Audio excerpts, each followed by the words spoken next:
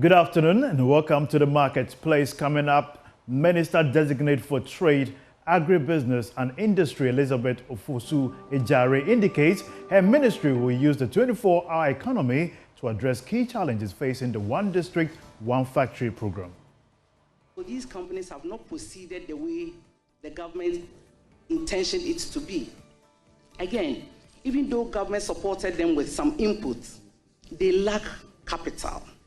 And because of lack of access to capital, they've not been able to do their work as expected of them. Finance Minister Dr.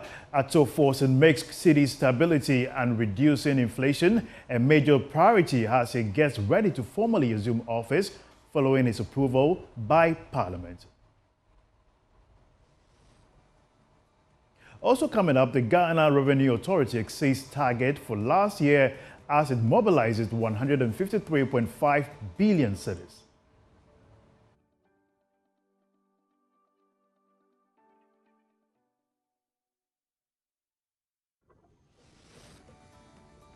And more update coming up today on the Marketplace. Let's bring you an update on how the Ghana cedi is faring against major global currencies on the currency market.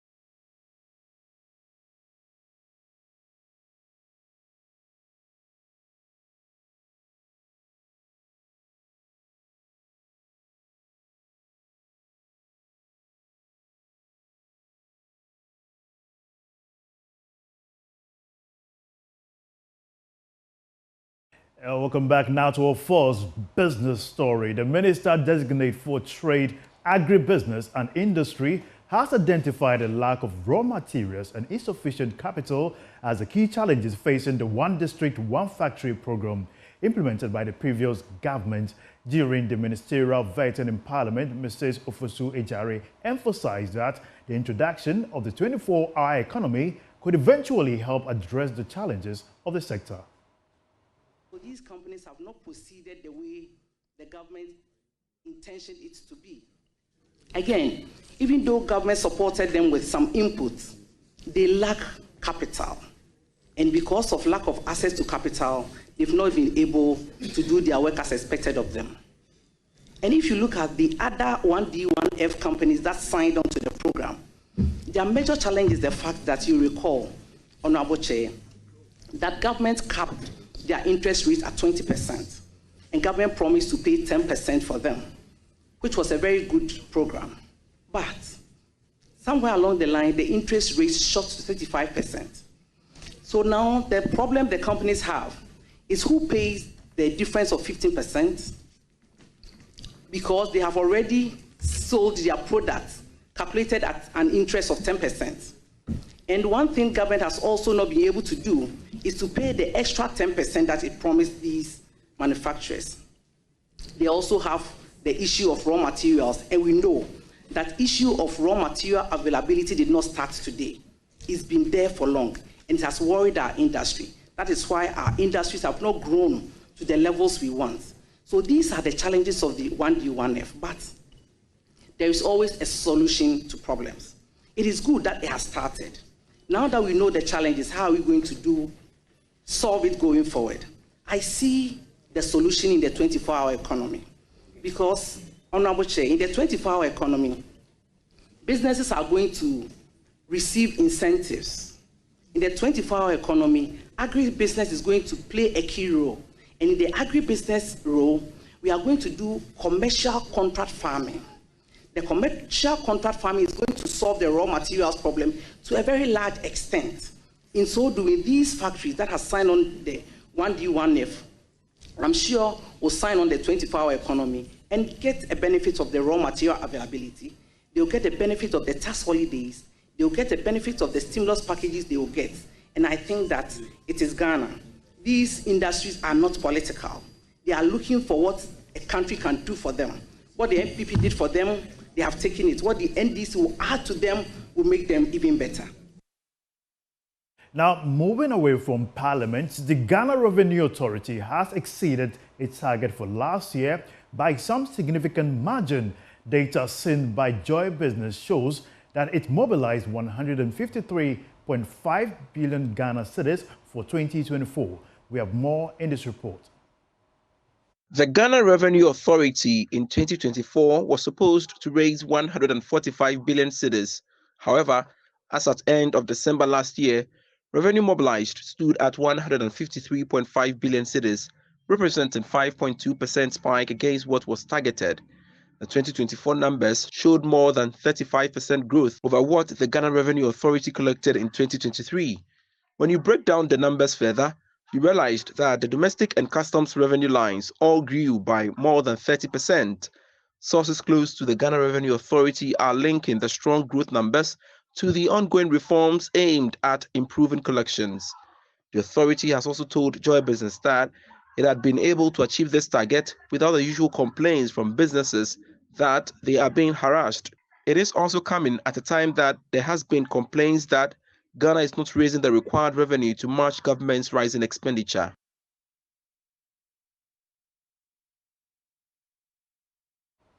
Let's get on to Zoom and speak to tax expert Francis Tboy on this particular development. Welcome to the marketplace. Mr. Boy, before we get into the revenue, let me find first from you your thought on the former Commissioners Generals of the Ghana Revenue Authority, that is Julia Isiam, her performance so far. What's your assessment? So I think that Madam Julie was part of the 2021 team. I mean, he was there with the Commissioner General Amishada. So most of the reforms that we saw, you can say she's part and parcel of it. So I think that even though she stayed for a very short time following the exit of Reverend Amishada, I think that her performance has been tremendous, and we can see it in the revenue collection. Great. Let's move to the new acting Commissioner General of the Ghana Revenue Authority in the person of Mr. Anthony Kwesi Sapon. Your thoughts on his appointment, and what do you foresee will be some of the key areas you'll be focusing on? So I think that Mr. Sapon is a well-known person in the the tax and accounting profession, having been a senior partner for quite some time. And I mean, if you talk about businesses, he has interacted with a large number of people, and he also gets involved in public finance. So I have no doubt that he will be a very good asset to the Ghana Revenue Authority. Now he's transitioning from a tax advisor to a tax collector. So I believe that he brings on board a vast experience that with a team at GRA, they will be able to help raise the needed revenue. I'm expecting that he will be more focused on interaction with the business community. Remember, the business community used to say that when the taxes are introduced, they are not involved, and then there's opposition. So I'm thinking that he will bring on board some avenues where he will be able to interact with the business community. We should see tax policies being implemented with the voice and input from the business community instead of the current process where sometimes we just get to know about taxes when budgets are being read. I'm expecting more collaboration with the business community. Let them suggest the solutions, and then we'll be able to take it from there. On the back of collaborations, what would you say will be some of the major challenges that Mr. Anthony is likely to face, considering the rate at which we've estimated our revenue mobilization trajectory? So of course, currently businesses are saying that taxes are too many in this country. And so even as much as the government is saying that they're not going to introduce new taxes, my fear is that if we attempt to introduce any new taxes, there may be a backlash. So the expectation is that he should focus more on the compliance, as the Minister of Finance has already stated. If we focus on enforcing the existing taxes, I believe that he'll be able to maintain the momentum that the Ghana Revenue Authority is, achieving. Over the years, you realize that from 2020, they've been able to achieve their revenue target and sometimes even going beyond it. Any attempt to introduce new taxes are likely to be met with stiff opposition from the business community. Apart from compliance, which other areas should he focus on? No, I think some of the tax handles we've left very untouched. If you look at the 153 billion cedis that the JRA says they've achieved, the last time I checked, you realize that some tax handles which are contributing so much include rent taxes. Rent tax is something that the JRA sometimes they don't even budget for it because the revenue that they collect from that place is very small. But this time, it's coming in a lot. So property taxation, I'm expecting that he should focus more. It should empower the district assemblies to be able to, do more in terms of collecting other taxes. Again, VAT is an existing tax, but we have not been doing well at all. Even if you look at the numbers, the last time we checked, you realize VAT is underperforming, close to less than 22% below budget. So the EVAT system that the government introduced, I'm expecting that it should be rolled fully, and then we should be able to be at par with other sister countries. Even Togo is doing better than Ghana in terms of VAT enforcement and collection. So these are the things that we are expecting. Like I said, we don't want to have new taxes, at least in the early days. But enforcement is something that we are expecting.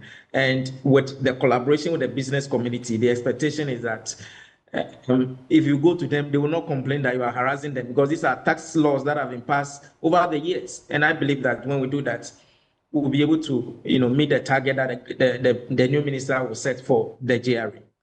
Mr. Tboy, let's move to revenue numbers. For instance, last year, they hit about 153.5 billion in terms of target for 2024. Were you surprised by that number?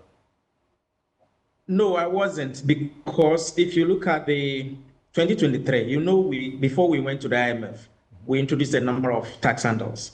We used to have the National Fiscal Stabilization Level. We changed the name to Growth and Sustainability and apply it to almost all companies, including the oil and gas companies. So that widened the tax base. So the targets could be attributable to, one, the efficiencies that we are seeing as part of the reforms. Now we are seeing more of, the use of digital tools to even do audits. Look at the port. The paperless system has increased some efficiency over there. Now people can file their returns online without and even pay using mobile money. So these have removed the challenges that people used to have. And I think that it's part of the effort that the GRA is driving. Again, if we're able to roll out the remaining taxes, the sanitation, the plastic levy, we've not fully implemented it. If we're able to roll out all of these taxes, I think that they'll be able to achieve and maintain the level at which they are going. I think that so far they've done well because 2022 to 2023, they achieved about 50%. And so if they've now been able to achieve a growth of 35%, that is quite tremendous. Francis Tboy, we appreciate your time here on the marketplace here on the Joy News channel. Now let's bring you more updates. The Monetary Policy Committee of Bank of Ghana will today begin meeting to review developments in the economy. There is more in this report.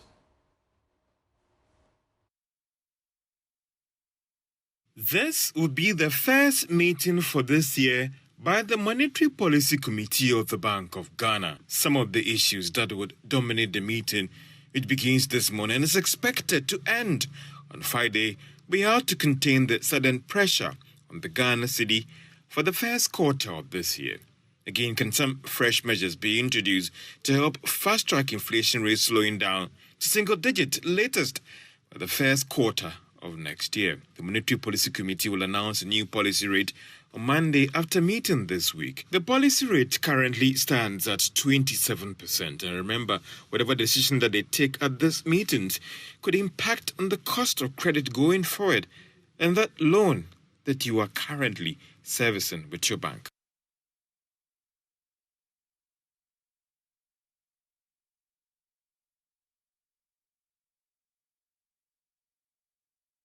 In other developments, the Finance Minister, Dr. Ato Forson, has vowed to work hard to help stabilize the cedi and bring down inflation. He is also looking at creating the required jobs to foster what he describes as inclusive growth. I'm being joined in studio by my colleague George Biafe to take us through some key developments that he is expected to meet as he takes office. George, what should he be focusing on going into? Well, this is what he actually put out on his own X handle in terms of his major areas. He first started by thanking Ghanaians and thanking the president for the honor done to him to serve as the Minister of Finance. And don't forget that yesterday, the Parliament actually approved his appointment together with other ministers as well. And he has made an argument that, see, it is very critical for him. He thanked the president. But what has he been talking about on his X handle? He's talking about the fact that his major focus will be stabilizing the cedi, reducing inflation, also looking at creating more jobs to foster what he calls an inclusive growth, create opportunity for all Ghanaians, also improve partnerships, investment, and making Ghana a preferred investment destination for business. If you read further in that tweet, he said that Ghana is now open for business, according to the Minister of Finance, and also what he describes as prosperity for all in this country, based on what he is going to do as the Minister of Finance when later today, if all other things being equal, he's finally sworn in by the President of Ghana, John Mahama. So this is what he himself has told us on his X handle. Now, some also saying that, what about the major challenges ahead for him as a Minister of Finance? It has to do about revenue and expenditure as well. And if you go through some of these numbers, it will tell you that what would be his major challenge as a Minister of Finance in trying to deal with some of these issues when it comes to raising the required revenue and also dealing with the issues about expenditure as well. And that will be a major challenge. Now, if you want to just look at that one, this has to do basically with the review numbers that you discussed for last year. And these are just to refreshing our viewers' minds about the tax numbers. If you look at last year, we did 153.5 billion was collected. And if you look at the amount that they did more than the 2023. 5.2%. Yeah, quite significant. If you look at it in nominal terms, 7.5 billion Ghana cedis. Now let's look at the annual growth in revenue as well. You're looking at somewhere around 35.8%. The domestic revenue, a major contributor as well, doing more than 30%. And also, if you look at the nominal growth for customs revenue as well, it did some significant number as well. And those were the growth numbers that you're seeing there in terms of how the challenge that the minister may have to do more to grow the numbers more than what we actually had for the year in terms of revenue as well. Some also say that we want to look at expenditure. He's spoken about the fact that he wants to grow as in cut expenditure. Now, how do you cut expenditure when you are actually looking at the fact that there are certain critical projects that you want to undertake? So these are some of the challenges the minister may have. What are some of the top items ahead for him in 2025? Well, you want to look at the payment of salaries, and it's very critical. Look at the payment of salaries as well and wages, and you'll be looking at somewhere around, basically looking at somewhere around a little more, quite significant as well. I think also 71.1 billion. Yes, of course. Look at the debt servicing as well. So payment of salaries and wages, you're looking at somewhere around 71.1 billion Ghana cedis. Also domestic debt servicing as well. Look at 184.7 billion Ghana cedis. Transfers to the energy producers, 17.5 billion Ghana cedis, and purchase of goods and services. So his work is cut out for him. He wants to rein in on expenditure, but these are certain structural spending or kind of rigid spending that you have little room to do in terms of trying to rein in spending, because these are payments that you need to do, whether you're trying to cut down or not to the various sectors of the economy.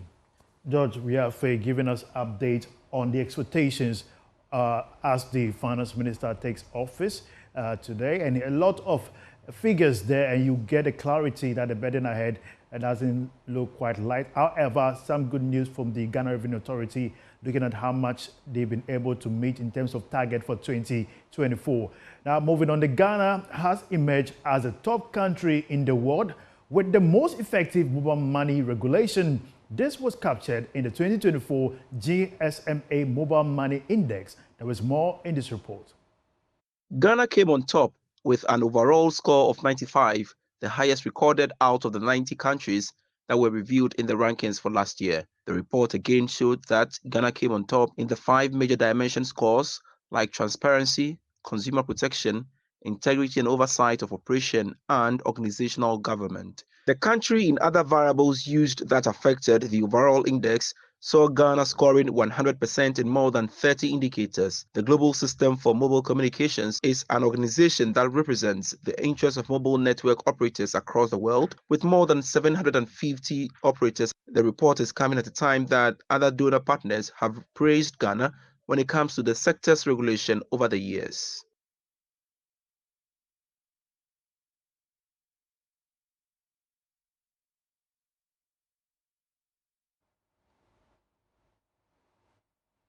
We have more business update for you right after this break. Stay tuned.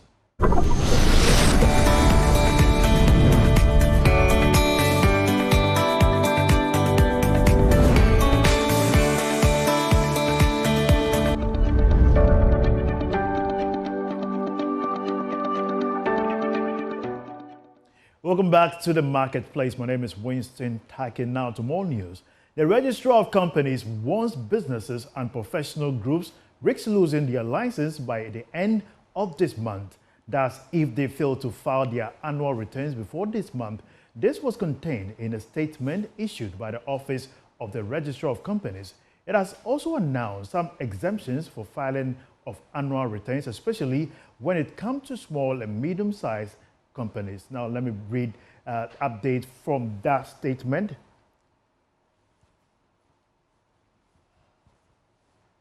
So that particular statement indicates that these companies need to file their returns before the end of the month. And when they do that, they're likely not to have their certificates revoked. And according to the statement, pursuant to Section 16 and 17 of the Professional Bodies Registration Act 1973, all professional bodies and their members must renew their professional bodies and membership certificates at the end of each month year to remain in good standing. A registered professional body shall submit to the registrar before the 31st of January in each calendar year a return in respect of the proceeding containing a copy of its audited account and also an up-to-date list of its members, the change which had occurred in its constitution, and any other information required by the registrar. By this notice, the registrar wishes to inform all registered professional bodies to renew their professional bodies and that of their members on or before the 31st day of January 2025.